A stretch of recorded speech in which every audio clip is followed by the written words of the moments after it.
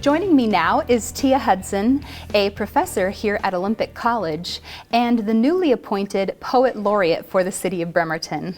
I'm so glad you're joining us so we could learn a little bit more about this program today, Tia. I'm excited to be here. Why don't you go ahead and tell us a little bit about the program and the position of being a Poet Laureate? Well, the Poet Laureate, I'm the first one, so I kind of get to decide what it's about. But the Poet Laureate pretty much promotes all things poetry in Bremerton.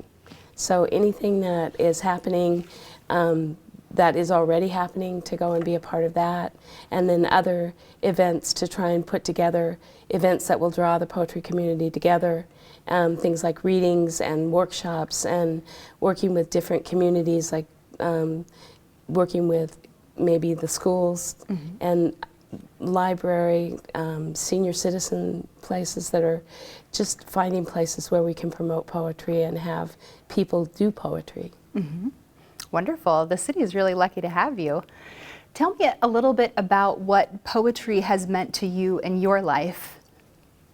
Well, I've been writing since I was a child, and I really began to write seriously in college, but it's always been a way of expressing myself, but also expressing,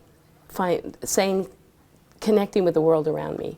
Yes. So for me, my poetry is usually about things happening or things that are there, rather than being a little lyrical. I'm more a narrative poet, so I'm often telling the story with my poetry, rather than working with language in a different way with poetry. And they're both very valid. It's just mine tends to be narrative, and it means a lot to me because it's the way that I connect in a lot of ways with the world and with the people and all of that.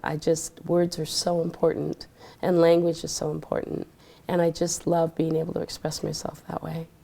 I couldn't agree more.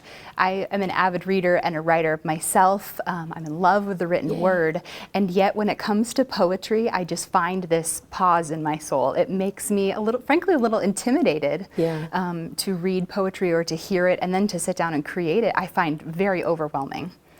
Well, one of the things that, a lot of my influences, my main influence in poetry is William Stafford. And he was Oregon's Poet Laureate for a long time, and I did a lot of workshopping with him when I lived in Portland. Very down to earth, very connected to what's going on around him, but wrote some really important stuff. And then just the sense that we also have talked I've talked with the Arts Commission a bit about incorporating rap or slam poetry or something along those lines, and then having people wanting to bring people from where they are to poetry in a way that so it's not so intimidating. So I'm not. I think there are lots of great forms out there, and I don't know if you know Robert Service, but he wrote poems from Alaska, and they're just rhyming poems. He has a great one called The Cremation of Sam McGee, which is funny and delightful all at the same time, and I think very approachable. There are a lot of poets out there who are approachable, but it's hard to know how to connect with them sometimes or how to find them. And so that's part of what I think needs to happen as well, is so people aren't afraid of poetry or that it's something up in the clouds that you can't really connect with. I think it's important to get away from that. Absolutely, absolutely. Tell me a little bit about what not just the arts, but poetry specifically means to our community at large. Why is this so important? Well, I think it brings a different dimension, and it highlights the diversity of our community as well. So, you know, my job is to focus on poetry, but there's other types of literary arts going on as well. And I just think that diversity of expression and diversity of life is so important for us to see each other and to connect with each other over what we have in common, as well as what's different about us. Because Bremerton has such a diversity in its population.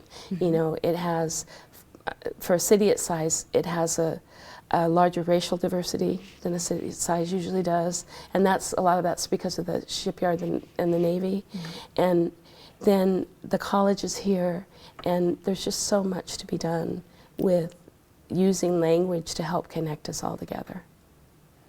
I don't think it could have been said any more beautifully than that. We all see why now that you are chosen for this position. Thank you. We're proud to have you as the very first Poet Laureate for the City of Bremerton, and clearly you are well prepared and gifted to spread the word and really help give people a voice to themselves and to their own feelings about the world.